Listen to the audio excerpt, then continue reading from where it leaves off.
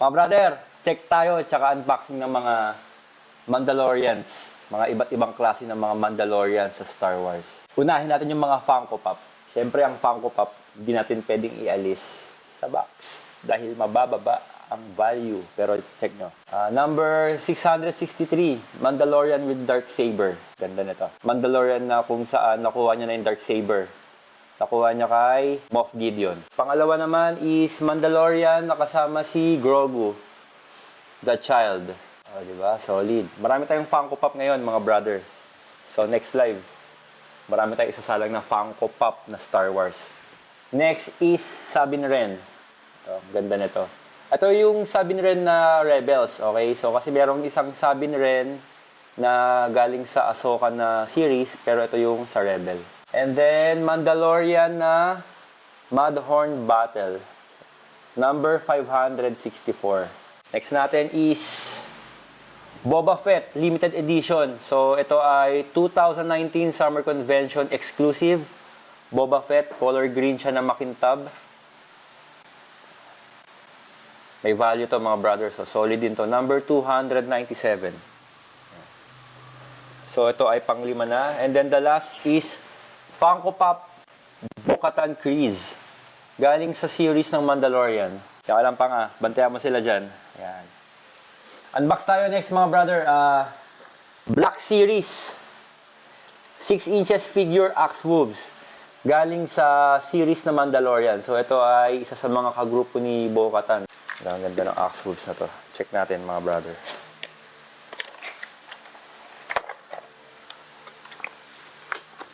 Diba?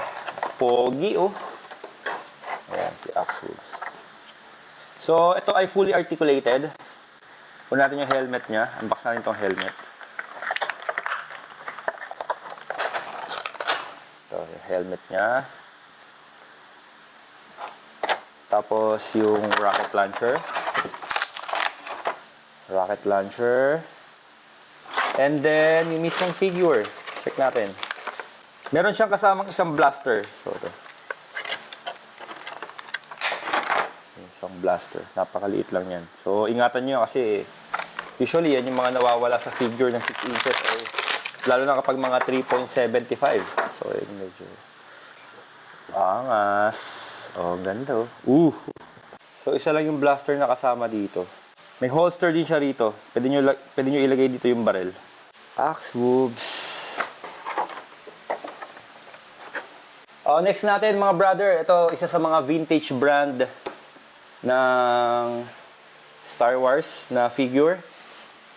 Ito ay Gentle Giant na line. Jango Fett helmet. So, ito ay scaled replica. Malamang, tansya ko mga kapatid. Ano to? 1/2 scale. 1/2 or mga 1/3 scale. So, mga ganun siya. Feel ko mga 1/3 to. Yan Ganda ng details nito. So, ito ay resin and PVC made na helmet. So, ayan siya. Tapos nabababa to. Yung scope niya. Jango Fett, di ba? May resemblance siya sa helmet ni Axe Woves and Bo-Katan. Para silang color blue. Sa mga hindi nakakaalam, si Jango Fett, siya ang tatay ni Boba Fett. Next natin, mga brother. Unahin muna natin tong Death Watch Mandalorian. So, ito ay MISB. Ganda nito.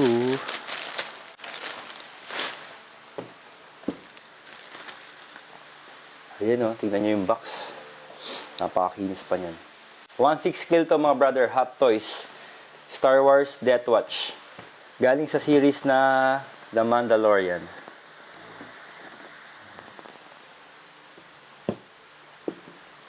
Diba?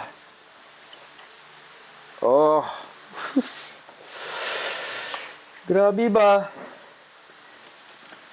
Labas natin, mga brother, para makita nyo maigi.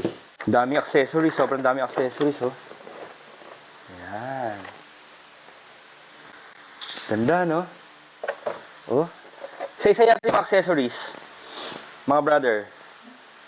Isang blaster, Ito, isang rifle. Tapos, meron din siya mga Beskar armor. So, ito. Meron siyang velcro. Pwede siya ikabit. Ayan. Tapos, 4 na alt hands. 1, 2, 3, 4. Extra joints in case na maputol.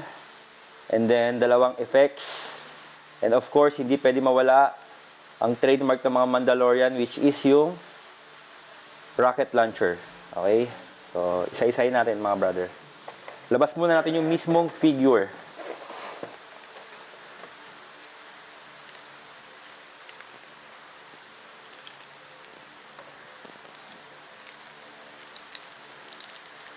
Ah, grabe.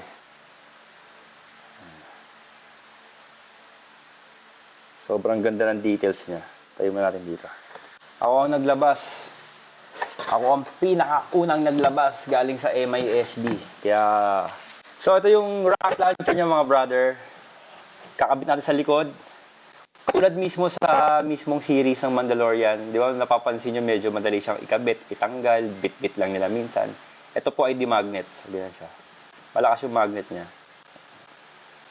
Ayan. So, magnet lang. Walang kahit anong peg, walang kahit na anong kailangan ayusin. Napakadaling ikabit. And then, yung blaster, ilagay natin sa holster. Dito sa gilid. So, kabit natin, lagay natin dito.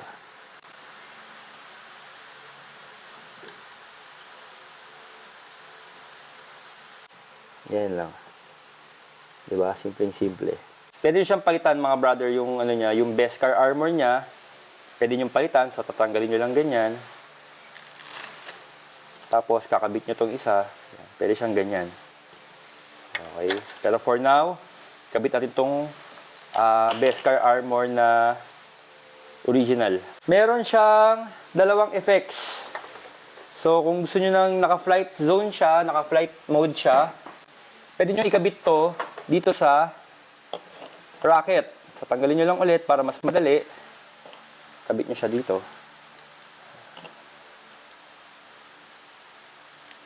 So, ayan. Oo, diba? Kabit natin ulit.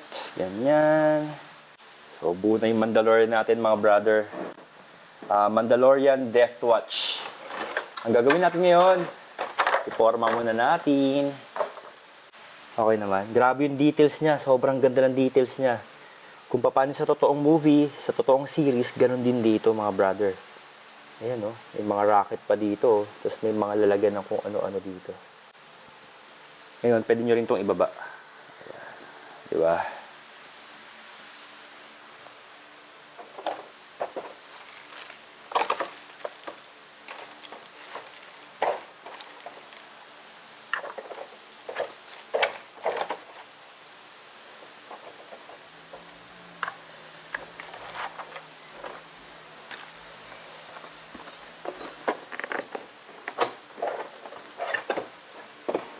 Last but not the least, mga brother, Hot Toys.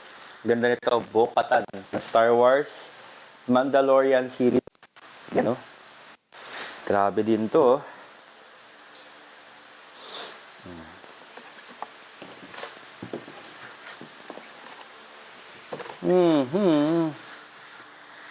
So, check natin mga brother. Sobrang dami ding sobrang daming accessories din ito. And compare kay Death Watch, mas mabigat to. Mas mabigat siya. Leader ng mga Mandalorian. So, kumbaga, sa pagkakaalam ko,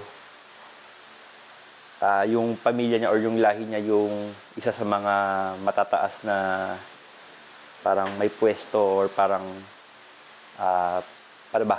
parang king, ganon, king sa Mandalorian. Hindi ko sobrang sigurado yung mga details, pero baka kaya nyo i-leave sa comment section kung sino si Bo-Katan.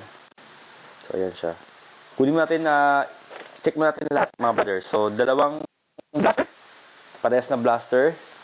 Ito, kung hindi ako nagkakamali, ito ay sa parang hook niya to eh. Parang ganun, hook to. So, ayan. Tapos, dito, yung mga accessories din dito. Ayan o. And then, extra head, alt head, na nakatanggal yung helmet. 2 effects para sa rocket launcher. And then, limang alt hands. So, 5 siya. Siyempre, hindi mawawala yung alt joint. So, ayan. Buksan natin si Bo-Katan. I-check natin yung mismong labas natin yung mga accessories niya. Ang ilalabas ko na lang dito is yung dalawang blaster niya, tsaka yung effects.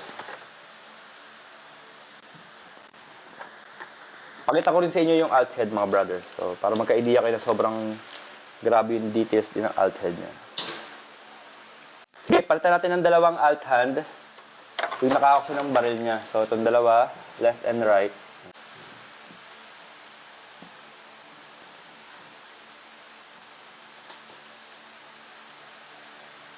So, ganyan siya. Medyo mahirap pa ipasok, mga brother.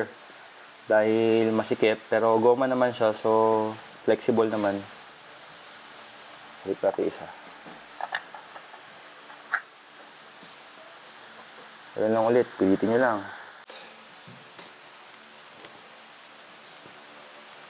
Yan. Flight stand. Ikabit natin yung effects ng rocket launcher. Ikit nyo lang konti. Dahan-dahan lang. Ito, pwede nyo tanggalin muna, mga brother, para madaling ilagay sa flight stand. Ganda ng Hot Toys, na.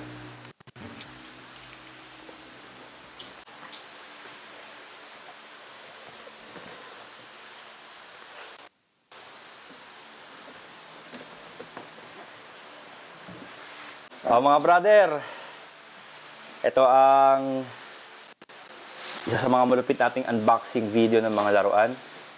Funko Pop ng mga Mandalorian, sila Boba Fett, Bo-Katan, Din Djarin na Mandalorian, Sabine Wren, diba? Tapos Gentle Giant na Jango Fett, Black Series 6 inches, Axe Woobs, and then Hot Toys Death Watch, and Bo-Katan Kryze 1/6 scale, diba? Ito si Panga. Ito ang pinakamalupit. So, ayun lang, mga brother. Mahal na mahal ko kayo. Champion! Mwah!